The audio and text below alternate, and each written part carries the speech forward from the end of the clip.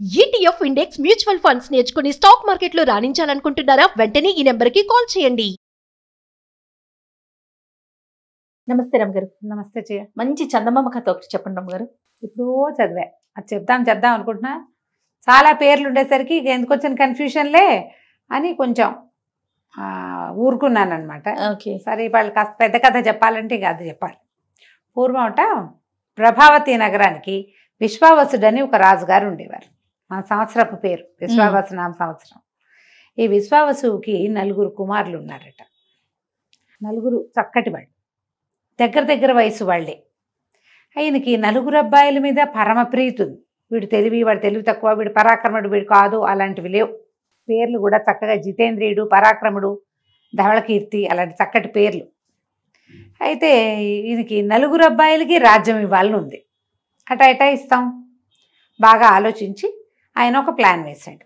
పూర్వమట ఈ ప్రభావతి నగరంలో సూర్యకమలం అని ఒక అత్యద్భుతమైన ఒక తామర పువ్వు ఉండేది. బంగారు పుష్పం అట అది. ఆ పుష్పము ఎక్కడో ఒక గంధర్వుడి వల్ల, యక్షుడి వల్ల, ఈ వీళ్ళ వంశంలో ఎవరికో లభించింది. అది వచ్చినప్పుడు దేశం చాలా సుభిక్షంగా అయిందట. ఎంత సుభిక్షంగా అయిందో అదంతా సూర్యకమలం ప్రతిభేనని చెప్పుకునేవాళ్ళు. ఈయనకి ముందు కొన్ని తరాల ముందు ఉండేది. అది ఎలా అయిందో చౌర్యానికి గురైంది. ఎవరో ఎత్తుకుపోయారు దాన్ని. ఆ సూర్యకమలం ఉంటే మన దేశం ఇంకా బాగుంటుందన్న ఫీలింగ్లో వీళ్ళంతా ఉండేవాళ్ళు. ఇప్పుడు ఈయనేం చేశాడు, ఈ ఎవరో ఎత్తుకుపోయిన సూర్యకమలాన్ని సంపాదించిన కుమారుడికి రాజ్యం ఇస్తానని పెట్టాడు. సూర్యకమలం వస్తే రాజ్యానికి కూడా మంచిదే, అత్యంత అవసరమైంది. అది ఎవరు తెస్తే వాడే రాజు. అబ్బాయిలు కూడా దానికి ఒప్పుకుంటే సరే, తలా ఒకవైపుకి వెళ్ళారు. ముందు పెద్దవాడి సంగతి చెప్తాం. జితేంద్రియుడు ఇతను ఏం చేశాడట, వెతుక్కుంటూ వెళ్ళాడు. తూర్పు వైపుకి వెళ్ళాడు. అయితే అతనికి ఏం తెలిసింది, ఈ తూర్పు నుంచి ముందుకి కొంచెం సముద్రం దాటి ప్రయాణిస్తే ఉన్న దీవుల్లో ఒకప్పుడు సూర్యకమలం ఉండేదని ఒక వార్త. మామూలుగా ఊళ్ళల్లో మాట్లాడుకుంటుంటే ఆ దేశం సుభిక్షంగా ఉంది, ఈ దేశం సుభిక్షంగా ఉంది, ఏదైనా ప్రత్యేక శక్తులు ఉన్నాయా మాట్లాడుకుంటారు ఊళ్ళల్లో. మనం రాజకీయాలు మాట్లాడటంలో ఇప్పుడు అప్పుడు ఇలాంటి ప్రత్యేకమైన విషయాలు ప్రశంసకు వచ్చేవి, ప్రస్తావనలు వచ్చేవి. సరే, ఈ ప్రశంసా ప్రస్తావన అతను వినగా అవేవో దీవులు ఉన్నాయి, జంట దీవులు పక్కన. ఆ దీవుల్లో ఒక దాంట్లో ఈ సూర్యకమలం ఉందని ఒక వార్త. ఇతను అదేమిటో చూద్దామని ఆ దీవులకి వెళ్ళాడు. ఇతను దిగాడు పడవ. ఊళ్ళోకి వెళ్ళేసరికి అతనికి ఏమి ఎదురైంది, ఒక పెద్ద ఏనుగు. అది ఒక దండ పుచ్చుకొని నడుస్తుంది. దాని వెనకాల పెద్ద సమూహం ఉంది. వెనకాల రథము, ఛత్రచామరాదులు పట్టుకుని మంత్రులు, సామంతులు అంతా నడిచొస్తున్నారు. ఏమిటా అని చూస్తూ ఉంటే ఆ ఏనుగు గటాటా ముందుకొచ్చి ఈ అబ్బాయి మెళ్ళ వేసిందంట, రాజుగారి పెద్ద అబ్బాయి మెళ్ళు. ఆశ్చర్యపోయాడు. వెనకాల ఉన్న వాళ్ళంతా మహారాజుకి జై, మహారాజుకి జై, జిందాబాద్ అన్నారు. తనకు అర్థం కాల. 5-10 నిమిషాల జనాల కోలాహలం తగ్గాక తను 2 దీవులకి రాజైనట్టు అతనికి అర్థమైంది. ఎట్లా, ఏమిటి ఇక్కడ ఏం జరిగింది అంటే, అప్పుడు అతను మెల్లిగా ఒక రోజులో పట్టాభిషేకం ఏర్పాట్లు జరుగుతుండగా తెలుసుకున్నాడు. ఈ 2 దీవుల్లో ఇతను మొదట వెళ్ళిన దీవిలోనే సూర్యకమలం ఉండేది. ఓకే. 2వ దీవి వాళ్ళు దీనికోసం ప్రయత్నం చేశారు, ఎత్తుకుపోవడానికి. అది ఎవరి దగ్గర ఉంటే వాళ్ళు బాగుంటారు. ఈ మధ్యలో ఏమైంది, గూఢచారులు కొంతమంది వచ్చారు. తర్వాత మాకు ఇవ్వండి, కొన్నాళ్ళు మేము ఉంచుకుంటాం, కొన్నాళ్ళు మీరు ఉంచుకుంటారు, కానీ ఇలాంటి వార్తలు పుచ్చుకుని కూడా కొంతమంది వస్తాయి. వాళ్ళు వీళ్ళకి విషం పెట్టేసుకున్నారు. విషప్రయోగం జరిగింది. తర్వాత ఈ రాజులు ఇద్దరు, ఈ వచ్చిన గూఢచారులు 2 రాజులకి విషప్రయోగం చేశారు. అరాచకమైపోయింది. ఎంతమంది చచ్చిపోయారో ఆ విషప్రయోగంలో. రాజులు పోయారు, ఆ 2 రాజ్యాల రాజులు. తర్వాత ఈ మధ్యలో ఉన్నారుగా 2 రాజులకి మధ్యలో ఉన్న గూఢచారులు, తర్వాత వార్తాహరులు, మొత్తం గుంపంతా చచ్చిపోయారు విషప్రయోగం వల్లే. దాంతో 2 దీవుల వాళ్ళు మాట్లాడుకుని, మనం ఇట్లా అరాచకమైపోయాం, ఈ సందట్లో, ఈ గొడవలో, ఈ మరణాలు, ఎవరికి ఏం చేశారు, ఈ న్యాయ విచారణలు, ఈ సందట్లో సూర్యకమలం పోయింది. ఇక్కడి నుంచి అది అపహరించబడింది. దాంతో రాజు లేడు. చాలా కాలంగా రాజు లేకుండానే ఉన్నారు వాళ్ళు. ఉండి ఇట్లా కాదు, రాజును సెలెక్ట్ చేసుకునేందుకు ఒక మార్గం చూద్దామనుకుని ఏం చేశారు, 2 రాజ్యాల వాళ్ళు కలిసి పెద్ద మనుషుల ఒప్పందం కూర్చుని, సరే ఒక ఏనుగును వదిలి పెడదాం, ఎవరికి ఏనుగు పట్టం కడుతుందో చూద్దాం, దండేస్తే వాళ్ళకి పట్టం కడదామని డిసైడ్ అయ్యారు. అది ఈ జితేంద్రుడికి పట్టం కట్టింది ఆ ఏనుగు. సరే ఇతను రాజు అయ్యాడు. ఇతనికి అయ్యో సూర్యకమలం మిస్ అయిందే అని తెలిసింది. కానీ అతనికి అనిపించింది ఆ సూర్యకమలం కోసం ఇంతగా 2 రాజ్యాలు అరాచకమైపోయే పరిస్థితి వచ్చింది. ఆ దిక్కుమాల కమలం లేకపోతే ఏం పోయింది? పైగా 2 దీవులకు రాజు అయ్యాడు. తండ్రి రాజ్యం 1, అందులో 4 తమ్ముళ్ళు పోటీ, మొత్తం 4 అన్నదమ్ముల పోటీ. ఇక్కడ ఏముంది?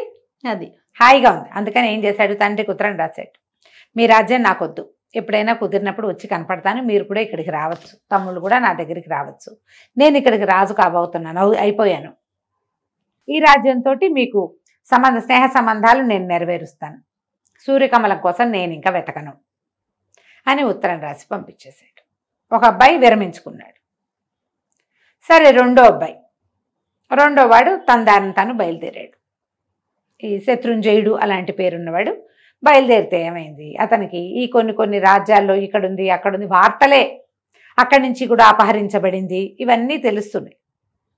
సరే వెళ్తే ఏమైంది, ఇప్పుడు కోవిదార రాజ్యానికి వెళ్ళాడు అతను. ఈ కోవిదార రాజ్యంలో ఏమిటి, అప్పుడు మంచి సందడిగా ఉంది. రాజకుమార్తెకి ఇది స్వయంవరం చాటించారు.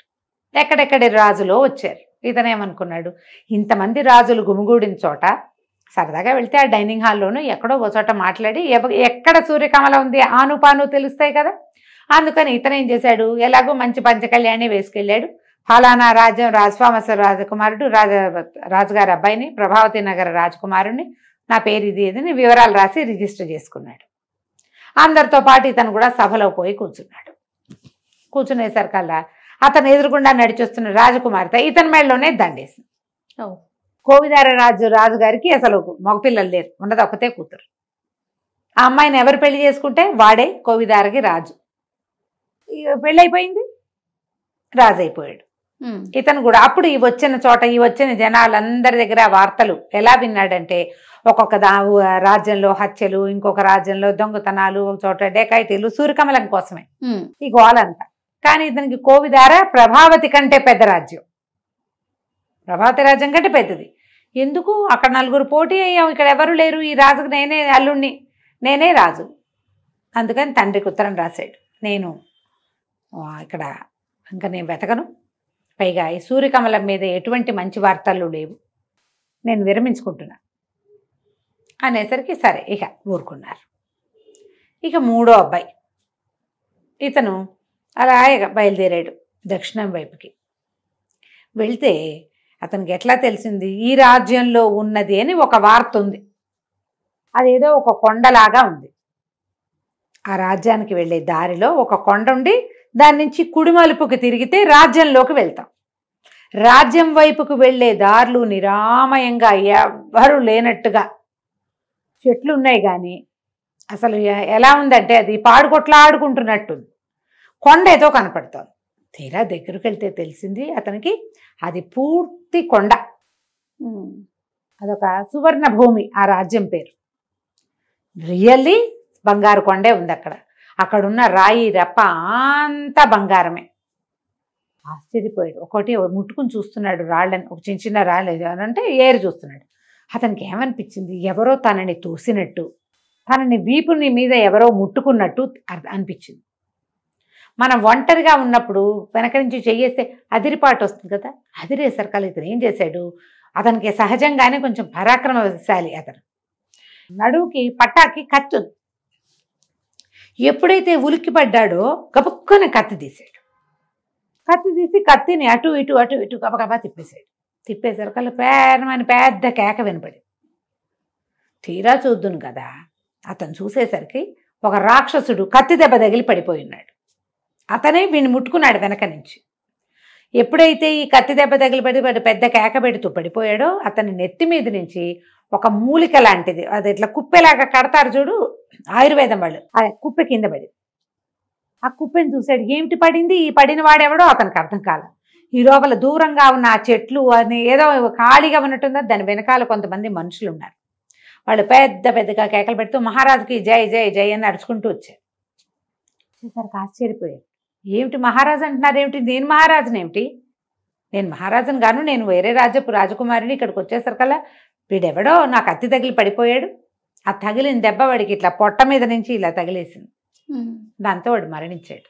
రక్తం వస్తే చచ్చిపోతాడు అంతే. ఇంకా వాళ్ళందరూ అన్నారు, బాబు మీకు తెలియదండి, వీడి వల్ల మేము చాలా అవస్థ పడుతున్నాము అనేసరికి ఏమిటి వీళ్ళ కథ అంటే, ఆ పక్క రాజ్యం ఎక్కడి నుంచో వీడు ఒక బంగారు కమలని తెచ్చుకున్నాడు. వాడికి అదృశ్య గుటిక ఉంది వాడి దగ్గర. వాడి నెత్తి మీద నుంచి పడిన కుప్పే అది నెత్తి మీద పెట్టుకుంటే ఎవరికి కనపడరు. వాడు అది పెట్టుకుని ఈ రాజ్యంలోకి ప్రవేశించాడు. వీళ్ళకి ఉన్న ఒకే ఒక్క డబ్బు వచ్చే సాధనం ఈ బంగారు కొండ. ఆ రాజ్యంలో ఇంకేం లేదు. ఆ బంగారపు రాళ్ళు రప్పలు పక్క రాజ్యాల్లో అమ్ముకుని వీడు సామాన్లన్నీ తెచ్చుకుంటారు. అక్కడ పంటలు పండవు. వాళ్ళకు ఉన్నది ఒకే ఒక ఆస్తి ఈ బంగారు కొండే. వాడు ఈ బంగారు కొండను ఆక్రమించుకుని కూర్చునున్నాడు. వాడు పరాక్రమశాలే కాదు, రెండోది అదృశ్యమైపోగలిగే శక్తి ఉంది వాడికి. ఎవరు కనపడ్డా వాళ్ళని విరుచుకు తిన్నాడు వాడు. ఒక దశలో రాజుగారిని కూడా విరుచుకు తినేశాడు. మా రాజ్యానికి రాజే లేడు. ఎప్పుడు కావాలంటే అప్పుడు ఊళ్ళోకి వచ్చి ఎవరిని పడితే వాళ్ళని తినేస్తాడు. ప్రజలు కూడా బయటికి రాకుండా తలుపులు వేసుకుని బతుకుతున్నాం, బిక్కుబిక్కుమంటూ మేము నిరుపేదలుగా ఉన్నాం, ఏమీ లేదు మా దగ్గర. ఏదైనా చేయాలంటే ఈ కొండలో నుంచి కొన్ని ముక్కలు కొట్టుకుని వెళ్ళాలి. ఇక్కడికి వస్తే వీడు పట్టేస్తాడు, ఎవరిని చంపేస్తాడో తెలియదు. దాంతో బిక్కుబిక్కుమంటూ బతుకుతున్నాం. మా రాజ్యం ఏమో అరాచకం అయిపోయింది, చాలా బాధపడుతున్నాము. కాకపోతే వాడిని మీరు చంపటం వల్ల మీరే మాకు రాజని మేము ఫిక్స్ అయ్యాం అనేసరికి బాగానే ఉంది. అతను కనిపించింది, ఏమిటి సూర్యకమలం దీని దుంపదేగా, ఎక్కడికి వెళ్ళినా ఇలాగే ఉందే, వీడి దగ్గర సూర్యకమల ఉందా అంటే ఏమో అది తెలియదు. సరే ఏమైంది, అతను ఈ సువర్ణ భూమికి రాజు అయిపోతున్నాడు. మూడో అబ్బాయి. ఈ ఆఖరివాడు శృతకీర్తి అతని పేరు. ఇతను అన్ని పక్కలకి తిరిగాడు.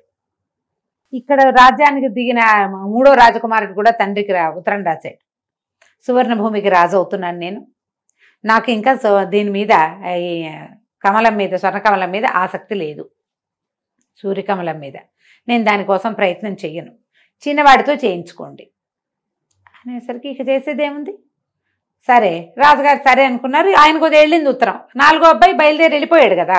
అతను అన్ని ఊళ్ళల్లో కనుక్కుంటూ ప్రతి ఊళ్ళోనూ ఈ సూర్యకమలం వల్ల జరిగిన అరాచకము, జరిగిన ఇబ్బంది అవి వింటూ వచ్చాడు. ఒక రాక్షసుడు ఎవడో ఎత్తుకుపోయాడని సువర్ణ భూమికి కూడా వచ్చాడు. చివరికి అక్కడికి వస్తే ఏం తెలిసింది, తన అన్నే రాక్షసుని చంపాడని, ఇక్కడ రాజు అవబోతున్నాడని తెలిసింది. అన్నయ్య దగ్గరికి వెళ్ళాడు. వెళ్ళేసరికల్లా అన్నయ్య అడిగి, ఎత్తుకొచ్చిందిరా, మేము ముగ్గురం 3 చోట్ల ఉన్నాం, నువ్వు ఇంటికి వెళ్ళిపో హాయిగా, ఆ రాజ్యం నీదే, మాకు అక్కర్లా. పెద్దన్నయ్యలకి ఇద్దరికి వద్దు, చేరుకో రాజ్యం ఉంది, పెద్దవాడికి 2 దీవులు ఉన్నాయి, రెండో వాడికి కోవిదారు ఉంది, నాకేమో సువర్ణ భూమి దొరికింది, ప్రభావతి నగరాన్ని నువ్వే పరిపాలించుకో, ఈ సూర్యకమలాన్ని వెతకడం మానేసేయి అన్నాడు. అంటే ఇతనికి నచ్చల, శృతకీర్తికి నచ్చల, ఆఖరి అబ్బాయికి. కాదు నేను వెతకాల్సిందే, ముందు అసలు అది ఎక్కడుందో తెలుసుకొని అనేసరికి ఈ అన్నగారు ఏమన్నాడు, మూడో అబ్బాయి తన దగ్గర ఉన్నటువంటి అదృశ్య గుటిక ఉంది కదా, అది నెత్తి మీద పెట్టుకుంటే ఎవరికి కనపడకుండా ఉండొచ్చు, నీకేమైనా ఉపయోగపడుతుందేమో ఇది తీసుకోమని చేతులు పెట్టాడు. అది పుచ్చుకుని ఈ సూర్యకమలం గురించి జాడలు తీస్తూ ఈ అబ్బాయి ఒక నగరానికి చేరాడు. చేరితే అక్కడ ఒక పెద్ద గొడవ. ఏమిటట, మా రాజ్యంలో సూర్యకమలం ఉంది, అది ఎవరో దొంగతనం చేశారు. అయ్యో, ఆ సూర్యకమలాన్ని పట్టుకున్న వాడికి రాజకుమార్తెనిచ్చి పెళ్లి చేస్తామని చాటింపు. సరే వెళ్ళాడు. వెళ్ళేసరికల్లా ఆయన ఎలా పోయిందో ఎవరు చెప్పటల్లా. ఇప్పుడు పోయింది, ఫలానా గుట్లో పెట్టాం, ఫలానా మందిరంలో పెట్టాం, ఫలానా రోజు పూజ చేసాం, మర్నాటి నుంచి కనపడలేదు, అలాంటిది ఏదో ఒక వివరం ఉండాలి కదా, ఉండాలిగా. ఆ వివరాలు ఎవరికీ తెలియదు, ఎప్పుడు పోయిందో తెలియదు, పోయింది అంటున్నారు అంతే. సరే ఇతను ఏం చేశాడు, రాజుగారిని నిలదీద్దాం అనుకున్నాడు. వెళ్ళి అడిగేసరికల్లా రాజు అన్నాడు, అదేమిటి ఆ వివరాలన్నీ నీకెందుకు చెప్తాను నేను, అసలు నువ్వే దొంగతనం చేసిన ముఠాలో వాడివేమోనని నాకు అనుమానంగా ఉంది అనేసరికి ఇతను పోట్లాడాడు. మీ అమ్మాయిని పెళ్లి చేసుకోవడానికి రాలేదండి, మా సొంత రాజ్యం ఉంది మాకు, మేము 4 బయలుదేరాం, మా అన్నయ్యలు 3 చోట్ల ఉన్నారు, నేను దాన్ని జాడలు తీస్తూ వచ్చాను, అసలు అది మొట్టమొదట మాకు చెందింది, మా వంశంలో మా తాత ముత్తాతల నాడు గంధర్వుడి నుంచి మాకు దొరికింది, లెక్క ప్రకారం అది మాది, దీనివల్ల ఎన్ని అనర్థాలు జరగచ్చో నేను అన్ని చోట్ల వినొచ్చాను. మరి 3 అన్నయ్యలది చూశాడు కదా, అన్ని రాజ్యాల్లోనూ విన్నాను నేను, నాకంతే ఎక్కువగా ఎవ్వరికీ తెలీదు అది ఎన్ని చేతులు మారిందో. సూర్యకమల గురించి తెలుసుకున్నాకే మీతో మాట్లాడతానన్నాడు. ఇక ఎవరెవరెవరెవరినో ప్రశ్నించాడు. ఒక్కళ్ళు కూడా దాన్ని చూసిన వాళ్ళు కానీ దాన్ని దొంగతనం జరిగిందని నిర్ధారించగలిగిన వాళ్ళు కానీ అతనికి కనపడలేదు. అయితే ఏమైంది, ఒక అడవిలో ఇంకా దొంగలు ఉన్న ప్లేసులు చూడడం మొదలుపెట్టాడు. దొంగలు ఫలానా చోట ఉంటారని అడవుల్లో కొంతమంది దాక్కునేందుకు హైడింగ్ ప్లేసులు ఉంటాయి కదా, వాటి వెనకాల తిరుగుతుంటే ఒక ముని కనపడ్డాడు ఇతనికి.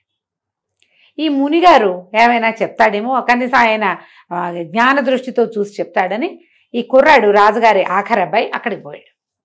వెళ్ళేసరికల్లా ఏమైంది, ఎప్పటికీ ముని కళ్ళు తెరవలేదు. ఇంతలో ఒక 3 మనుషులు వస్తున్నారు. ఈ వచ్చిన వాళ్ళు ఎవరు, అతను దొంగలని అక్కడక్కడ తెలుసుకున్న వాళ్ళు 3 ఇక్కడికి వస్తున్నారు. ఇతను ఏం చేశాడు, నెత్తి మీద అదృశ్య గుటిక పెట్టుకుని ఒక పక్కన నుంచున్నాడు. అతను ఉన్నట్టు వాళ్ళకి తెలియదు. వీళ్ళు మాట్లాడుకుంటున్నారు. ఆ మునిగా వేషం వేసుకున్నాడు వాడు దొంగే. ఓహో, వీళ్ళు ఏమనుకుంటున్నారు, అసలు అది పోయిందో లేదోనండి, రాజుగారే దాచేసి అబద్ధం చెప్తున్నాడేమో.